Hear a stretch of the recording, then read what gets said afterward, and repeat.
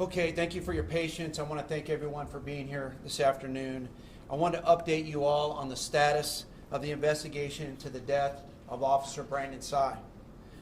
As you know, Officer Brandon Tsai lost his life while pursuing a suspect on November the 14th. Since that time, Grand Prairie police officers have worked around the clock, literally, to bring the driver of that suspect vehicle into custody. Last night, members of the Grand Prairie Police Department, with the assistance of the Dallas Police Department, took Colby Hoffman, 22 years of age, into custody and charged him with evading arrest and detention causing death. That is a second-degree felony. His bond is currently $250,000 on that charge. He was also charged with tampering with physical evidence, a third-degree felony, and his bond on that charge is $25,000. Finally, he was booked in on 8 additional warrants out of Waxahachie, Bedford, DeSoto, and Grand Prairie, all of which were outstanding at the time of this incident. The Dallas County District Attorney's Office is examining this case to determine if enhancing these charges are appropriate. And the vehicle involved in this case has been recovered and is being processed for additional evidence as we speak. Capturing Hoffman was a very intensive and collaborative effort that included every bureau within the Grand Prairie Police Department, as well as our friends at the Dallas Police Department, Dallas Fusion Center, and the Federal Bureau of Investigation, including others. I'd like to quickly run through some of the outstanding police work that led to Hoffman's capture, because it's my opinion that the public deserves to know the caliber of the men and women that they have serving them each and every day. As mentioned in my previous press conference, this fictitious license plate that was displayed on the suspect vehicle had been scanned on over 200 different vehicles, almost 50 of which were Chevy Malibus. Our detectives, over the span of 48 hours, were able to follow up on all of those vehicles, a monumental task, to rule them out. Dallas Police Department's air unit even assisted us surveilling one particular Malibu before we were able to rule it out. The Grand Prairie Police Auto Theft Unit then began the arduous task of examining over 6,000 images, including suspect vehicle scans and our flock license plate recognition system. They did this in an effort to locate leads, suspects, or even patterns, because as you know, we had virtually nothing to go on. In doing so, this team recognized our suspect vehicle had been scanned multiple times near the intersection of Hensley and Main Street here in Grand Prairie and began to canvass that entire neighborhood. During that canvass, they located other vehicles bearing the same fictitious license plate and a particular house of interest in the 300 block of Hensley. Detectives also noticed while driving by that location that they could see a silver vehicle that matched our suspect vehicle description in the back of one residence with the fictitious license plate removed and bearing no license plate at all. Officers then initiated surveillance on that location and stopped a vehicle leaving there for traffic violations. That driver confirmed to officers that the vehicle they saw was in fact the vehicle we were in search of. They also identified the driver of that vehicle as Colby Hoffman. Hoffman was driving that vehicle at the time of Officer Tsai's death. Detectives then applied for and were granted a search warrant for the suspect location. During the execution of that warrant, officers recovered the suspect vehicle. Also during the execution of that warrant, Grand Prairie Police received a call from the Dallas Police Department who indicated they had Hoffman detained. Hoffman had called DPD, identified himself as the person driving the vehicle during the pursuit, when Officer Tsai lost his life, and that he preferred not to be arrested in Grand Prairie. Officers later learned that Hoffman was tipped off by associates that the Grand Prairie Police Department were at his home, and he traveled to Dallas to turn himself in. Dallas police officers detained Hoffman until Grand Prairie police officers arrived and took him into custody. Now, as you know, Officer Brandon Tsai was a Grand Prairie police officer who previously served as a Los Angeles Police Department officer. Consequently, Grand Prairie police officers who also formerly served as Los Angeles PD officers went to the scene and took Hoffman into custody with Officer Brandon Tsai's handcuffs. We will now go back to the business of burying a Grand Prairie police officer with the highest honors humanly possible.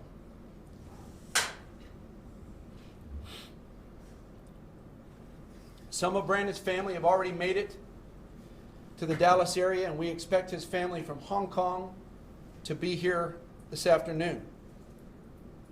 All of Brandon's family are aware of Hoffman's arrest. Brandon's service will be at the Gateway Church, located at 2404 North Carrier Parkway on Monday, November 21st at 11 a.m. And as mentioned previously, Brandon's Candlelight Vigil will be here at the Public Safety Building at 1525 Arkansas Lane at 6 p.m. this Friday.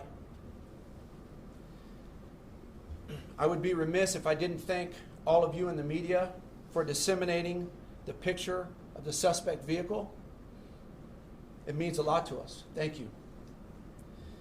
I would also like to thank Gateway Church Pastor Josh Briscoe for opening your home to us once again. I'd like to thank the Dallas Police Department and our friends at the FBI. Chief Eddie Garcia and the interim special agent in charge of the Dallas Field Division, Jim Dwyer, are both class acts. They're both my friends, and I appreciate you.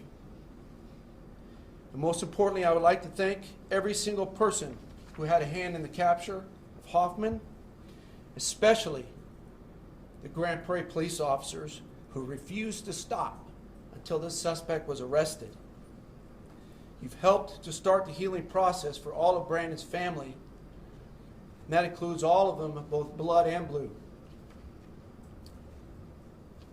Grand Prairie Police Department is second to none. I couldn't be more proud to serve beside these men and women. What questions do you have for me? Chief, is the suspect saying where he got this tag? Did he make it himself or buy it from someone? The suspect was very forthcoming and provided us with a confession, but I'm not going to get into the details of his confession. Identifying the source of these fake tags part of the ongoing investigation of this department? Yes. Let me say that again in case everybody didn't hear your question. Is identifying the source of this fictitious tag a priority for this department? Yes. Highest priority.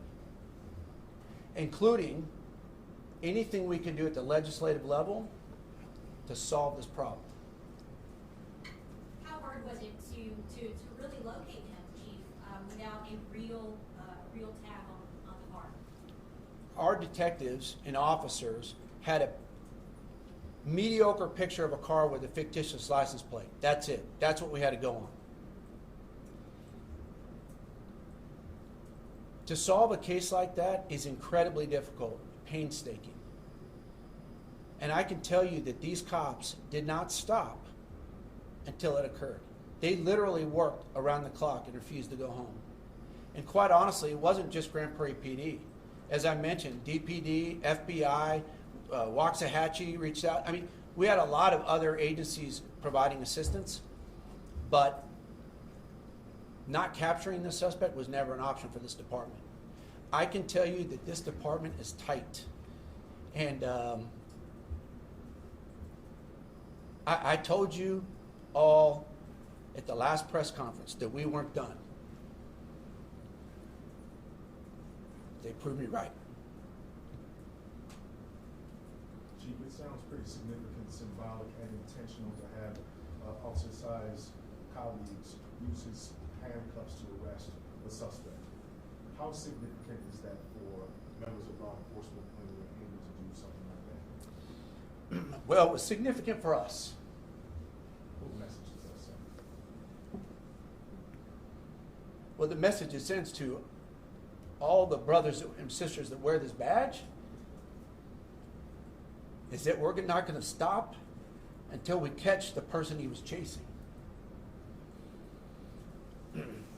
I also think it sends a message to anybody that thinks it's a good idea to come into the city of Grand Prairie and commit crime. It's not a good idea because we don't know how to quit. Chief, what do you think of the, that redesign of paper tags that has just been announced? Do you think that will help you guys? Saw that press release, came out 2 hours ago or 3 hours ago. I haven't had time to look into it. I'm happy they did it. I'm not going to go any further into that. I'll just tell you I'm frustrated that we're in this position. How about that? I'm frustrated. We shouldn't even be here. So I'm glad we're doing something. We got more work to do. Where are you frustrated at, sir? The fact that we can just have so many fictitious tags that has saturated our community is an issue. That's frustrating. Frustrates my cops and frustrates me. Can you talk at all about the other warrants out for Hoffman and what they were looking for him in these other cities for? Class C warrants for not taking care of a whole myriad of things. So what's going on with this house that y'all found, or, I'm sorry, the neighborhood perhaps, where you saw other vehicles with that same fake tag?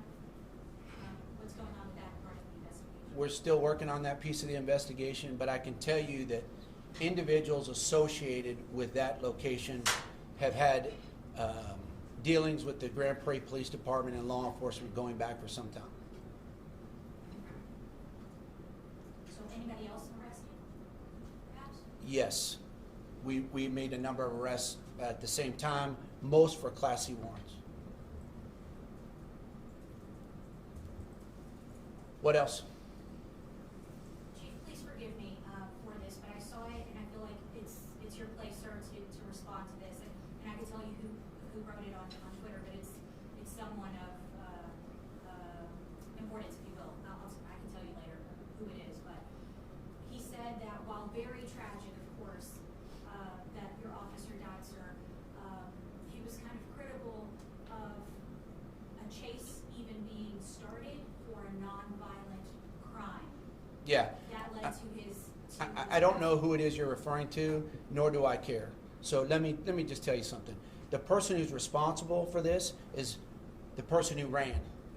We have a culture where individuals in our society are emboldened to run from the police.